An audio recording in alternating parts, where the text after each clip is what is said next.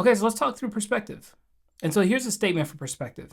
I am attuned to how life changes shape my perspective and my conviction. I am attuned to that. Um, I want you to consider this question. What if this moment right now is as good as you get? Okay. What if this is peak version of you? You don't get any smarter than you are right now. You don't get any richer than you are right now. You don't get any healthier than you are right now. From this point forward, it goes down. Yeah, you can go ahead and write that down. But let me tell you what majority of the people I talk to tend to share with me when I tell them this question. They tend to say that kind of pisses me off. I don't like that question.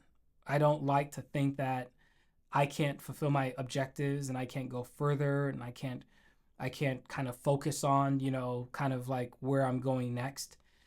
Because and that's like a legitimate frustration because we all have hope that our potential is going to be way better than what we're experiencing right now. And I want to highlight the fact that for many of us, we're constantly living in the expectation that tomorrow is going to be better than what's going on right now. We're constantly pushing for it. We're constantly thinking of what's next. And what's sad about this is when we finally do arrive at that destination, when we say, you know what, if I could just get through this week, I'll be all right. If I could just get through this conference, I'll be all right. If I could just get to the end of May or end of June, I'll be okay. But the thing is that you get there and then it's just like reset. Then you have a whole new like destination point that you are hoping to get to in order to be happier. Well, this question I asked you to dance with, should do something after that frustration. It should make you kind of sit down and consider the things that you have right now in life, right now, that you wouldn't trade for anything. The things that you're grateful for. The place that you have arrived to where it could have gone completely a different way and it could have gone a bad way, right? But you are okay. And where you're at now actually can be something that creates gratitude for you. Yeah. And so that is the point of perspective. The point of perspective is you actively pushing away that tomorrow, right? That idea of I'm investing for the next thing, and it allows you to hone in on this exact moment and allows you to reflect on, what do I believe at this point? What do I believe about myself? What am I grateful for around me that I wouldn't change for anything? What am I moving towards that means something, genuinely at its core value? How am I living in that journey right now? How am I living that journey right now?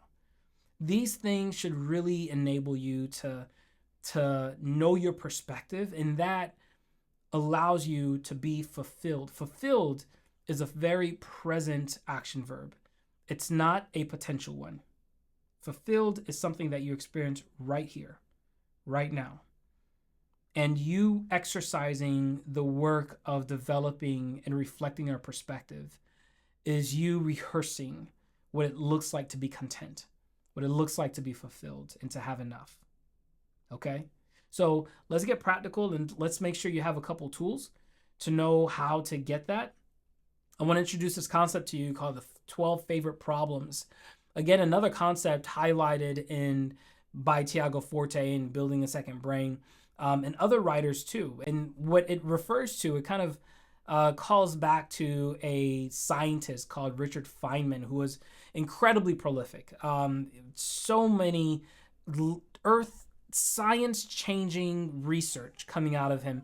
But what was fascinating with him is that it wasn't just one area of science where he changed everything, but he was able to find ways to link his area of focus with other adjacent parts of research. I mean, he got into string theory. He got into what that does and impacts on physics. It's all these number of things, and they're all like way more sophisticated and bigger than I can actually like say right now.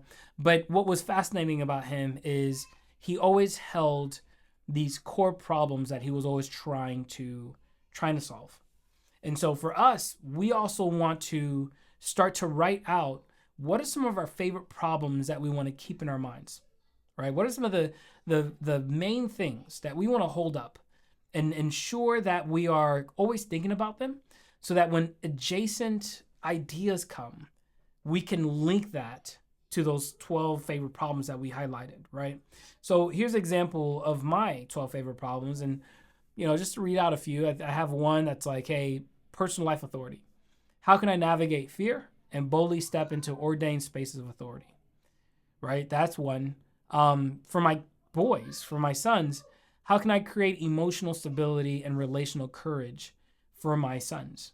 So anytime I come across a book or an article, or there's a new Netflix show that talks about boys and relationships, I might be really interested in that because it touches one of my favorite problems. And so you see a whole bunch of other ones here. But the point isn't my problems, but I really want you to start with your own. And maybe you don't have 12. Maybe you just have like 3 or 4 or 5. Start there and let those dictate how you capture the kinds of things that you track and want to move forward, right? Let it dictate what you express and how you share your findings and how those things, because as you express them, they're clarified for you. And then, of course, over time, let that inform your perspective of how you've grown and what's contributed to your growth with those 12 problems, okay? All right, so that's our introduction. That's our crash course into executive therapy. We both dance with monsters. I'm hoping you feel encouraged by the tools and ideas to implement, but also, yeah, I expect that you're going to feel a bit heavy and a bit overwhelmed by what you should do next and what you should touch next. And I want to encourage you this one thing. It's not about perfection.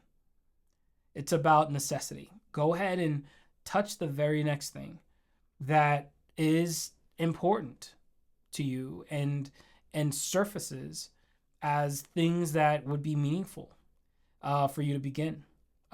So I'm grateful for you, and I hope that I'll be able to continue to serve you. Feel free to keep learning about all the different resources and ways that I'm creating for you and for the people in my community. All right, take care.